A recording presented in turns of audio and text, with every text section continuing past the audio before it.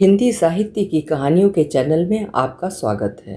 नमस्कार, मैं हूं सीमा सिंह। आज सुनिए डॉक्टर सीतेश आलोक की लिखी हुई कहानी अपने लोग। सीतेश आलोक जी उन स्वनाम धन्य साहित्यकारों में से एक हैं जिन्होंने साहित्य के क्षेत्र में उपजे वाद विवादों, गढ़ों और राजनीति से बचते हुए अपनी साहित्य साधना में तल्लीन रहे। आत्मसम्मान के धनी डॉक्टर सीतेश आलोक जी ने अपनी शर्तों पे चलते जूझते हुए स्वयं अपनी राह बनाई। वैसे तो उन्होंने लगभग सभी विधाओं में महत्वपूर्ण योगदान दिया है, किंतु कहानी के क्षेत्र में उनकी अपनी अनूठी शैली है। जीवन के प्रति अपनी मौलिक दृष्टि के कारण उनके कथानक पाठकों के मन में निरंतर एक जिज्ञासा उत्पन्न करते हैं। कहीं जाने का मन नहीं हो रहा था, फिर भी उठना ही पड़ा। 5 बज रहे हैं और लगभग 10 किलोमीटर की दूरी रिक्शे पर तय करके मुझे 6 बजे तक साहब के यहाँ पहुँचना था। मैंने समय दे रखा था। 3 दिन पहले जब ये समय तय हुआ था तब मुझे ध्यान ही नहीं आया था कि ये मैच का दिन होगा, और फिर ये किसे पता था कि ये मैच इतना रोमांचक सिद्ध होगा या इतनी देर तक चलेगा। अगर साहब के पास फ़ोन होता या उसके आसपास के किसी ऐसे फ़ोन का मुझे पता होता जहां उसे बुलाया जा सके तो मैं आज शाम के लिए उससे माफ़ी मांग लेता, लेकिन कोई विकल्प नहीं दिखाई दे रहा था। समय देकर देर से पहुंचना मुझे वैसे भी अच्छा नहीं लगता, और फिर डर यह भी था कि यदि मैं 6 की जगह 7 या 7:30 बजे पहुंचा तो उसे मुझसे खाने के लिए भी पूछना पड़ेगा। पूछेगा तो ज़रूर, फिर मुझसे मना भी नहीं करते बनेगा। पता नहीं मेरे मना करने का वो क्या मतलब निकाले। यदि मैं खाने के लिए मान गया तो पता नहीं वो किस उलझन में पड़ जाए। अपनी नाजुक स्थिति का ब्यौरा स्वयं उसी ने दे दिया था। कभी कभी बिल्कुल अप्रत्याशित घटनाएं घट जाती हैं। मैंने कभी कल्पना भी नहीं की थी कि अचानक 40 वर्ष बाद उससे कहीं सामना हो जाएगा। सच पूछें तो मैं तो उसका नाम भी भूल चुका था। बचपन के कुछ साथी कभी कभार तो मिलते ही रहे, पर साहब के विषय में कभी कोई बात नहीं हुई। और साहब कह रहा था कि मेरे विषय में उसको सब हाल मिलता रहा लगातार। सुनकर कुछ आश्चर्य भी हुआ और अच्छा भी लगा। वैसे एक क्लास में पढ़ने और रोज़ मिलने के बावजूद मुझमें और साहब में कोई विशेष परिचय नहीं था, कोई ऐसा परिचय जिसे घनिष्ठता या मित्रता का नाम दिया जा सके। जहाँ तक मुझे याद है, हम लोगों के बीच एक अनाम दूरी थी, एक दीवार, जो तब तक हम लोगों के लिए उतनी ही अनदेखी थी जितनी कि आज अनाम। उसके साथियों दोस्तों का गुट अलग था और मेरा अलग। मैंने कभी कभार उसे अपने साथियों के साथ हंसते हंसाते, शैतानियाँ करते या बैठे गप मारते देखा तो था, पर उसमें कभी ऐसा कुछ नहीं दिखा जो उसके प्रति आकर्षित करे या किसी प्रकार उसमें रुचि लेने के लिए बाध्य करे। हमारे गुट के लोग कुछ सीधे या पढ़ाकू बच्चे गिने जाते थे, और वे सब शायद साधारण या कुछ हद तक शैतान। शायद हम दोनों गुटों के बीच कोई आर्थिक दरार भी हो, पर निश्चित रूप से ऐसा कुछ याद नहीं आता, क्योंकि हमारे गुट में एक दीनानाथ भी था जिसके परिवार की निर्धनता किसी से छिपी नहीं थी। वो पढ़ने में भी कोई विशेष अच्छा नहीं था, पर पढ़ने में रुचि लेता था और खुश मिजाज था। न कभी अपनी निर्धनता छिपाने का प्रयत्न और न उस आधार पर किसी की सहानुभूति पाने का प्रयास। और जिस गुट में साहब अक्सर दिखाई देता था उसमें एक लड़का ऐसा भी था जिसे उसका बड़ा भाई मोटरसाइकिल पर छोड़ने आता था। उसके कपड़े भी कुछ ज़्यादा चमकदार दिखाई देते थे, पर एक दूरी तो थी ही हम दोनों के गुटों के बीच, जिसे मैं आज भी कोई निश्चित नाम नहीं दे सकता। उसने पुरानी बातों की चर्चा चलाई तो कई लोगों की याद आती चली गई, और साथ ही स्वयं उसकी बचपन वाली शक्ल भी स्पष्ट होती गई। वो अक्सर कुछ गंदे कपड़ों में रहता था। बदन पर एक हल्के रंग की कमीज़, जिसको शायद मैल की परत या पुरानापन एक नई रंगत दे चुका था। पैरों में टखनों तक पहुंचता एक पाजामा और सर पर एक बिना किसी आकार वाली टोपी। उसका चेहरा भी शायद कम ही धुलता था। गदराए हुए चेहरे पर कुछ सूजी हुई सी आंखों में मैल ही नहीं, एक शैतानी भी झांकती रहती थी। गंदे हुलिये के बावजूद उसकी चाल ढाल में कहीं आत्मविश्वास की भरमार थी। कभी कभी वो ऐसे दोहरा होकर हंसता दिखाई देता था जैसे कि उसकी चुंधियाती आंखों के कोनों से सफ़ेद मैल की ढेरी निचोड़कर बह निकलेगी। क्लास में अक्सर वो पीछे की कतार में ही बैठता था। वही क्या, उसके अधिकांश साथी भी पीछे ही बैठते थे। कभी कभी सुनने में आता था कि वे लोग पीछे के दरवाजे से बाहर खिसक जाते हैं। क्या करते होंगे बाहर जाकर, मैं कुछ तय नहीं कर पाता था। अजीब पागल हैं जो बाहर चले जाते हैं। एक दिन मैंने अपनी क्लास के एक लड़के को कहते सुना, ये लीगी है, अरे यही शहाबुद्दीन। वो पूछने पर अपने साथी को बता रहा था, ये जब सीट पर बैठता है तो पहले उस पर थूक कर अपनी कमीज से पोंछता है, कहता है कि कौन जाने पहले यहाँ कोई कमबख्त हिंदू बैठा हो। मुझे सुनकर धक्का सा लगा था, शायद खून भी खौला हो। यद्यपि मुझे पूरी तरह विश्वास नहीं हो पा रहा था कि कोई इतना धूर्त कैसे हो सकता है और इतना मूर्ख भी कि अपने थूक से किसी जगह को साफ करके बैठे। फिर भी उसकी गंदी कमीज की ओर देखकर बार बार ये ध्यान आता रहा था कि हो ना हो बार बार थूकने पोंछने के कारण ही उसकी कमीज गंदी रहती है। बात आई गई हो गई होगी। पर कुछ समय बाद, शायद 2-4 महीने बाद या 8-10 महीने बाद, एक घटना ऐसी हो गई जिसके प्रभाव में मैंने काफ़ी समय तक उसकी ओर छिप छिप कर देखा। वो घटना मैंने किसी को नहीं बताई, फिर भी मुझे मन में कहीं लगता था कि उसे सब पता है। उन लोगों से शहाब का संबंध अवश्य होगा और शहाब को सब कुछ पता चल चुका है। बात ये थी कि वे आज़ादी से कुछ ही पहले के दिन थे। देश के बंटवारे की बात भी चल रही थी और उसका विरोध करने वाले भी अपने जिद पर अड़े थे। तब मैं बहुत छोटा था, 7वीं कक्षा का विद्यार्थी, पर अपनी दृष्टि में शायद मैं छोटा नहीं था। इधर उधर से जो कानों में पड़ता था उसी के आधार पर मुझे अपनी समझ पर विश्वास था और सामर्थ्य पर भी। शायद ये कारण भी कहीं अंतर्मन में रहा हो कि तब मैं सीनियर विद्यार्थी माना जाता था। हमारा स्कूल 2 खंडों में विभाजित था। एक और तीसरी कक्षा से 6ठी कक्षा तक के कमरे, जिन्हें जूनियर क्लास कहते थे, और दूसरी ओर 7वीं से 10वीं तक, जिन्हें सीनियर क्लास कहा जाता था। उनके अनुसार मैं सीनियर क्लास का विद्यार्थी हो चुका था। घर से स्कूल के रास्ते में एक मस्जिद पड़ती थी। सड़क से मिली एक छोटी सी अनाम सी मस्जिद, जिसकी ओर शायद ही किसी का ध्यान जाता हो। पर अचानक एक दिन देखा कि वो हर किसी का ध्यान अपनी ओर खींच रही है। उसकी सामने की दीवार नई हुई सफ़ेदी से चमक रही थी और उस पर सुंदर एवं सजीले बड़े बड़े अक्षरों में उर्दू में लिखा था, कायदे आज़म जिंदाबाद, पाकिस्तान जिंदाबाद। कुछ उर्दू मैंने भी पढ़ी थी, जो मुझे कक्षा में दूसरी भाषा के रूप में पढ़ाई जाती थी। कुछ दिन उसके सामने से निकलते निकलते मैं उसे जोड़ जोड़ कर पढ़ गया। कायदे आज़म यानी जिन्ना। जिन्ना हम लोगों के बीच एक शैतान का आकार ले चुका था, और पाकिस्तान, उसके विषय में बहुत कम जानते हुए भी हम लोगों की ये धारणा थी कि ये एक साजिश है, भारत विरोधी साजिश, जिसे कभी सफल नहीं होना चाहिए। प्रतिदिन उस मस्जिद के सामने से निकलते और वो नारा पढ़ते पढ़ते मेरे मन में कुछ करने की योजना बनने लगी। इसे यहाँ नहीं होना चाहिए, ये गलत बात है, इसे यहाँ से हटाना चाहिए। मुझे कुछ आश्चर्य भी होता था कि और लोग इसे मिटा क्यों नहीं देते। खैर, कोई और नहीं करता तो ना करे, मुझे करना चाहिए। ऐसा ही कुछ निश्चय मैंने कर लिया होगा। पर निश्चय ही मुझे ना तो अपने छोटे छोटे हाथों का ध्यान था और ना उस दीवार के पीछे तैनात सुरक्षा पंक्ति का। मुझे ध्यान आया कि ना तो मेरे पास वे नारे मिटाने के लिए कोई झाड़न है और ना ही उन्हें काटने के लिए कोई खड़िया। अपनी एक बचकानी योजना के अंतर्गत अगले दिन मैंने चुपचाप कक्षा समाप्त होने के बाद ब्लैक बोर्ड के पास से एक चौक उठाई। मुझे लगा चुपचाप वो चौक ऐसे उठाना जैसे कुछ हुआ ही ना हो, अपने आप में एक उपलब्धि थी। मुझे लगा जैसे मेरे हाथों में एक मनचाहा हथियार आ गया है। फिर शाम को लौटते समय मैंने जानबूझकर फुटबॉल खेलते हुए कुछ देर की, जिससे भीड़ छंट जाए। मैं किसी राजनीति के विद्यालय में पढ़ा होता तो वो सब कुछ भीड़ जुटाकर करने की योजना बनाता, परंतु वो सब तो मैं कभी सीख ही नहीं पाया। जब मैं उस मस्जिद के सामने पहुंचा तो मेरे आगे पीछे शायद 50-50 गज तक कोई नहीं था। मैं सड़क छोड़कर मस्जिद की उस दीवार के सामने जा पहुंचा जिस पर वो नारा लिखा था, जो कई दिन से मुझे मथ रहा था। मेरे हाथ में चौक थी और मेरा हाथ उठा भी, पर मुझे याद आया कि मैंने ये तो पूरी तरह सोचा ही नहीं था कि मुझे करना क्या है। पतली सी चौक उस बड़ी लिखावट का भला क्या कर लेगी? पर सोचने का समय नहीं था।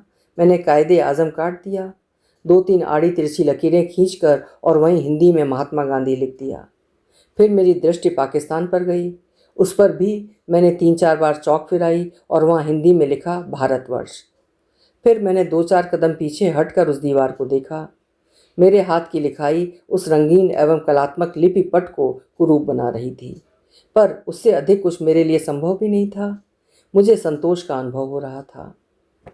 तभी मैंने अपने दोनों ओर दौड़ने और चिल्लाने पुकारने जैसी आवाज़ें सुनी। वे आवाज़ें मेरी ही ओर बढ़ रही थीं। मैंने जब तक सिर इधर उधर घुमाया और स्थिति को समझा, तब तक 4-5 जवान लड़के मेरे पास पहुंच चुके थे।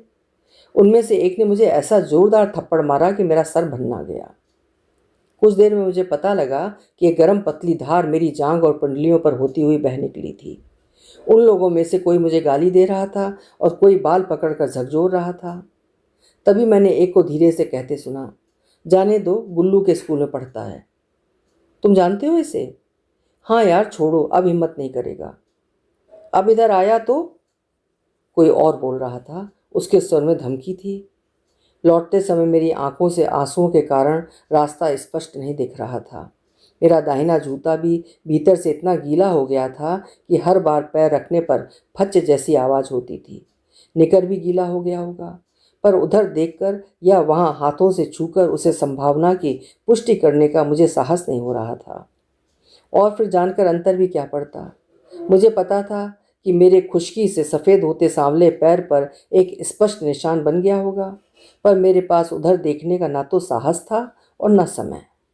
मैं तेज़ कदमों से रास्ता बदलकर गलियों के बीच से होता घर की तरफ बढ़ा जा रहा था, मनी मन ये मनाते हुए कि कोई मुझे रोते या गीले निकर की हालत में न देखे।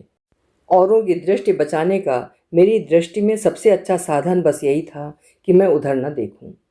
तब तक मैंने शिकारियों से बचने के लिए शुतुरमुर्ग के रेत में मुंह छिपाने वाली कहावत नहीं सुनी थी, पर बाद में मैंने कई बार सोचा कि मुझ में या हर इंसान में शुतुरमुर्ग से ये समानता कैसे आई होगी। संयोगवश घर में घुसते समय मुझे उस दयनीय स्थिति में किसी ने नहीं देखा। जब हाथ मुंह धोकर कपड़े बदलकर मैं गुसलखाने से बाहर निकला, तब तक मैंने मुंह पर चिर परिचित मुखौटा लगा लिया था, पर रह रहकर एक अनाम भय मुझे दबोचने लगता था। किसी ने बता दिया तो? दूसरे दिन स्कूल के लिए मैं बड़े ही धड़कते दिल के साथ निकला। एक मन तो ये हुआ कि क्यों ना किसी दूसरे रास्ते से चलूं, किसी ऐसे रास्ते से जिससे उस मस्जिद से बचा जा सके, पर हर डर के बावजूद मुझसे ये विकल्प स्वीकार नहीं हो रहा था। मैं अपने पुराने रास्ते पर बढ़ने लगा। उस घटना स्थल के पास पहुँचते पहुँचते मन ने फिर सावधान किया कि मैं मस्जिद की ओर न देखूं, पर मुझे वो विकल्प भी स्वीकार नहीं था। कारण संभवतः ये भी हो कि वो दिन का समय था और सड़क पर आते जाते काफ़ी लोग दिखाई दे रहे थे।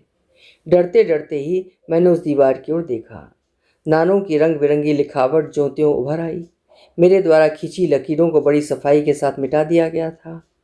मैं शायद कुछ ध्यान देकर अपनी उन रेखाओं के हल्के चिन्ह देख सकता था, बस शायद इसलिए कि मैं उन्हें देख चुका था।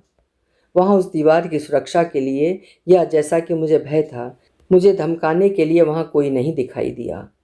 मुझे अपने भय से कुछ मुक्ति मिली, परंतु कुछ ही देर के लिए। स्कूल के अहाते तक पहुँचते पहुँचते मुझे एक जटिल प्रश्न ने घेर लिया। ये गुल्लू कौन है? स्पष्ट था कि गुल्लू घर का नाम था। स्कूल में उसका नाम कुछ भी हो सकता था, और फिर यह भी निश्चित नहीं था कि वो मेरी ही कक्षा में था या किसी ऊंची कक्षा में, या कौन जाने किसी छोटी कक्षा में। पर शीघ्र ही मेरा ध्यान शहाबुद्दीन पर पहुंचकर टिक गया। इसके पीछे कारण कुछ अस्पष्ट होते हुए भी आकार लेता दिखाई दे जाता था। वो खाली सीट पर थूकने और अपनी कमीज से पोंछकर बैठने वाली बात। बार बार मन में कहीं संकेत बनता था कि हो ना हो वे चारों पांचों लड़के उसके भाई ही थे। आशंकाओं ने मुझे फिर दबोच लिया। तब तो शहाब को सारी बात पता चल चुकी होगी। वो सबको बताएगा मज़े ले लेकर। और मन ही मन सोचने लगा था कि उस लज्जास्पद स्थिति में मैं क्या करूँगा। रह रहकर मेरी कल्पना में शहाब की हंस हंस कर दोहरी होती आकृति घूम जाती थी, इस हद तक कि मुझे लगता था कि उसकी चुंधियाती आंखों के कोनों से मैल निचड़ कर बहने लगेगा। पर इस पर भी सब लोग हंसते तो मुझ पर ही। कोई विकल्प ना पाकर अपने दाहिने पैर को पूरे ध्यान से देखकर मैं क्लास में गया। मेरा पैर बिल्कुल साफ था। उस पर 16 घंटे पहले वाला कोई चिन्ह नहीं था। क्लास में मेरी दृष्टि रह रहकर शहाब की ओर घूम जाती थी। कभी कभी लगता कि वो मेरी ओर ही देख रहा है, खिल्ली उड़ाती दृष्टि से। बाद में दिन भर रह रहकर ये लगता रहा कि वो अपने गुट के साथियों से मेरे ही विषय में बात कर रहा है। शायद वही एक घटना थी जिसने मुझे शहाब की ओर बार बार देखने के लिए बाध्य किया। वो सब ना होता तो शायद मैं उसका नाम भी न जान पाता। विवाह आदि उत्सवों का एक बहुत बड़ा लाभ ये होता है कि उसमें दूर दूर तक बिखरे नाते रिश्तेदारी नहीं, बरसों पुराने दोस्त परिचित आदि भी मिल जाते हैं। भतीजी का विवाह मुझे कई वर्ष बाद लखनऊ ले गया, वो लखनऊ जहाँ मेरा बचपन बीता था। कौन ताकत आसमां की जो छुड़ाए लखनऊ वाला शेर मैंने सुन रखा था और मैं लखनऊ छोड़ना भी नहीं चाहता था, परंतु शायद शायर के उस दावे के बाद कई ऐसी ताकतें पैदा हो गई थीं जो ना चाहने पर भी लखनऊ छुड़ाने में समर्थ थीं। उन ताकतों में शायद सबसे बड़ी तो सरकार की मर्जी थी। बाबूजी के हाथ में तबादले की एक पर्ची ऐसी पहुंची कि हम सबके मंसूबे अर्थहीन हो गए। कभी बनारस तो कभी मेरठ, और फिर जा टिके हम लोग दिल्ली में। विवाह में घरातियों के चहल पहल के बीच बरसों बाद मिलने वालों का तांता सा लगा रहा। चेहरों पर मुस्कुराहट, आंखों में चमक और आवाज़ में चहक। पहचाना आपने? या अरे कितने दिन बाद मिले। कुछ चेहरे पहचान में आए और कुछ चेहरों पर पहचान लुका छिपी खेलती रही। कोई अपने बेटे बेटियों का परिचय कराता था और कोई पता पूछता और लिखवाता था। किसी के बाल सफ़ेद हो गए थे तो किसी के चेहरे पर झुर्रियाँ उभर आई थीं। उसी बीच एक आवाज़ आई, नमस्ते सर। मैंने मुड़कर देखा, अधेड़ व्यक्ति शरारत से मुस्कुरा रहा था। पहचाना आपने? उस चेहरे पर भी लुका छिपी का तमाशा दिखाई दिया, कुछ ज़्यादा ही।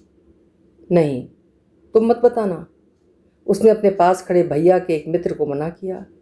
देखें सर, हमें पहचानते भी हैं या नहीं। कहते हुए उसने अपनी टोपी उतारी। सर पर बाल नहीं के बराबर थे, चेहरा भरा हुआ, दाढ़ी मूछ नदारद, बदन पर सफ़ेद कुर्ता पजामा और नमस्कार की मुद्रा में बंधे हाथों में सफ़ेद टोपी। कौन हो सकता है ये भला मुझे सर कहने वाला? भाई हमने हार मानी, आप ही बताएं। मैंने उसके बंधे हुए हाथ अपने हाथों में लेते हुए कहा। अच्छा, एक हिंट देता हूँ। उसकी आवाज़ में शरारत उभर आई। हम लोग एक ही क्लास में पढ़ते थे। मैं छूटते ही बचपन के गलियारों में जा पहुंचा और दूर दूर तक उस चेहरे को तलाश आया। उस असफलता के बाद मेरे पास एक ही रास्ता था। उसे खींचकर गले से लगाते हुए मैंने कहा, अरे आप हमारे दोस्त हुए, आप हमें सर क्यों कहे जा रहे थे? अरे भाई, आप ठहरे आला अफसर और हम रह गए वहीं के वहीं। उसने बड़े स्पष्ट शब्दों में कहा और स्वयं ही जोड़ा, अच्छा आपको साहब की याद है? शहाबुद्दीन, वो शैतान आवारा सा लड़का। अरे याद क्यों नहीं है? इस बार मेरी आंखों में चमक थी। अरे भाई, आप लोग पढ़ाकू लोग थे और हम अपनी आवारागर्दी में ही मस्त थे। आप लोग तो हमें लिफ्ट ही नहीं देते थे। तो अब कैसे हैं, कहाँ हैं? मेरे प्रश्न ने उन गिले शिकवों को परे ढकेल दिया। अरे भाई, होना क्या है, पूछिए तो बहुत अच्छे हैं और दिल जानता है कि ना रात को चैन है ना दिन को आराम। हम पढ़ने लिखने में तो नालायक ही थे, सो औलाद भी नालायक ही निकली। बच्चे कितने हैं, भाभी जी को नहीं लाए? मैंने बात काटी। वो मुझे परिचित लोगों से हटाकर एक ओर ले गया। इंटर के बाद उसने पढ़ाई छोड़ दी थी। रेलवे में टिकट चेकर की नौकरी मिल गई। बच्चे 7 हैं। एक लड़की की शादी हो गई और 2 लड़कियां शादी की उम्र को आ लगी हैं। एक लड़का स्कूटर मरम्मत करने का काम करता है और बाकी 3 जैसे तैसे इंटर बीए तक की पढ़ाई करके बेकार हैं। बीवी दूसरी है जो बिस्तर पकड़ चुकी है। कुछ ही देर में वो निसंकोच बातें करने लगा। टिकट चेकर के काम में पैसा अच्छा कमाया, वरना इतना बड़ा परिवार कैसे चलता। लेकिन आपके बारे में मुझे बराबर पता चलता रहा। सुनकर खुशी होती थी कि अपना एक साथी तरक्की कर रहा है। अब भाई वो हमको ना पहचाने तो ये हमारी किस्मत, उसने कहा। लेकिन आपके बारे में मुझे बराबर पता चलता रहा। सुनकर खुशी होती थी कि अपना एक साथी तरक्की कर रहा है। अब भाई वो हमको ना पहचाने तो ये हमारी किस्मत, उसने कहा। अरे पहचानेंगे कैसे नहीं, मैंने शिष्टाचार पूर्वक हंसते हुए कहा। आपसे मिलने की तबीयत तो 25-30 साल से थी, पर मौका ही नहीं मिला। पता है आपको, फर्स्ट क्लास की चेकिंग मेरे हाथ में थी। लगातार आपके नाम पर नज़र रहती थी। कोई भी इस नाम का हुआ तो मैंने खुद जाकर देखा, मगर आप मिले ही नहीं। कभी कभार भाई साहब से मिलना होता था तो बताते थे कि आप कभी साल भर पहले आए थे तो कभी 2 महीने पहले आकर चले गए। और भाई अब सुना कि बिटिया की शादी है तो हमने कहा इसमें तो आप आएंगे ही। फिर हमने तो शर्म लिहाज छोड़कर भाई साहब से निमंत्रण पत्र मांग लिया। एक तो बेटी की शादी और फिर सच बात तो ये भी है कि आपसे मिलने की तमन्ना भी कम नहीं थी। उसने बातों ही बातों में अपने घर आने का निमंत्रण भी दिया। मेरे पास समय की समस्या थी, परंतु उसके निमंत्रण के शब्दों में इतना जोर था कि मेरा तर्क वहाँ ठहर नहीं सकता था।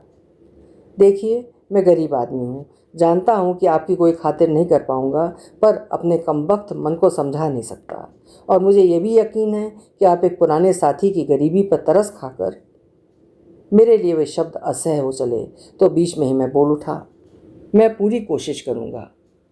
कोशिश नहीं, उसने मेरा हाथ अपनी हथेलियों के बीच लेकर जोड़ दिए। आप आने की बात कीजिए। और हाँ, बीच में कुछ याद करते हुए जोड़ा, आपके लिए सामान हलवाई के यहाँ से उसकी प्लेट में मंगाया जाएगा, बस आप। उसकी बात में संकेत बिल्कुल स्पष्ट था, जिसे काटना मुझे आवश्यक लगा। जी नहीं, मैं बस एक शर्त पर आ सकता हूँ, और वो ये कि बाहर से कुछ नहीं आएगा। चाय के साथ बस भाभी जी के हाथ के बने पकौड़े होंगे, और दूसरा ये कि आप मुझे कभी सर कहकर शर्मिंदा नहीं करेंगे। उसने मुस्कुराते हुए हाथ जोड़ दिए। ये हुई ना बात। प्रीति भोज के बाद विदा लेते हुए उसने अपने निमंत्रण की बात पक्की करते हुए कहा, हमारे बच्चे भी अपने नामी गिरामी चचा से मिलने का इंतज़ार करेंगे। मुझे भी उनसे मिलने का इंतज़ार रहेगा, मैंने कहा। अरे भाई, तुम्हारे ही बच्चे हैं, मैंने तो बस पाल पोस कर बड़ा कर दिया। 1 साल रिटायर होने को बचा है। ये लोग कहीं ठिकाने से लग जाएं तो मेरा बुढ़ापा कुछ चैन से कट जाएगा। अरे भाई, ये काम आपको ही कराना है। सब अपनी किस्मत और आपकी दुआ से ठीक हो जाएगा, मैं और क्या कह सकता था। वो तो ठीक है, पर भाई पढ़ने लिखने में कोई आला तो निकले नहीं। वैसे कोई बुरे भी नहीं हैं, सब बड़े मेहनती और जिम्मेदार हैं, पर हालात कुछ अच्छे नहीं हैं। मैं तो बस ये चाहता हूँ कि मजहबी वजूहात से उनके रास्ते में कोई रुकावट ना आए। मतलब? मैं कुछ समझा और कुछ नहीं भी। अरे भाई, जहाँ जाओ लोग नाम देखते ही बिदक जाते हैं। अब किस किस को कस्में खा खा कर बताते फिरें कि हम इस ज़मीन की संतान हैं, इसी सरजमीन हिंद की। नहीं, ऐसा कुछ नहीं है। मैं बहस में नहीं पड़ना चाहता था। हाँ भाई, आपके रहते ये नहीं होगा, यही यकीन है। अब हमारी तो अपनी ज़िंदगी जैसे भी गुजरी, ताने सुन सुन के काट ली, पर भैया ये तो आज़ाद हिंदुस्तान के बाशिंदे हैं, इनके साथ तो भेदभाव ना बढ़ता जाए। शहर इतना फैल चुका है, मैंने कल्पना भी नहीं की थी। रिक्शा लेकर साहब के घर पहुंचने में मुझे 1 घंटे से कुछ अधिक ही लगा। बेतरतीब सड़कों गलियों के किनारे कच्चे पक्के मकानों वाला वो कोई अनधिकृत मोहल्ला लगता था। साहब मुझे दरवाजे पर ही मिला और उसने बड़ी गर्मजोशी के साथ बढ़कर मेरा स्वागत किया। मैं बैठा ही था कि 2-3 लड़के भीतर की ओर से निकलकर बाहरी द्वार की ओर झपटे। जीत गए, जीत गए, उनमें से एक साहब की ओर देखकर चिल्लाया। अरे नज्जू, अब्दुल, साहब ने उन्हें रोका। अभी आए अब्बू, एक ने घूमते हुए कहा। सुनो तो, साहब ने तेजी से बढ़कर बाहर निकलते हुए उन्हें रोका। साहब का स्वर मुझे सुनाई दे रहा था। देखो ये दिल्ली वाले मेरे। उसका स्वर अचानक कुछ क्षण के लिए फुसफुसाहट में बदल गया। फिर मैंने सुना, चलो भीतर आओ। अरे तो क्या हम अपने लोगों की जीत की खुशी भी ना मनाएं? कहने वाला अपनी बात पूरी करते करते दूर चला गया।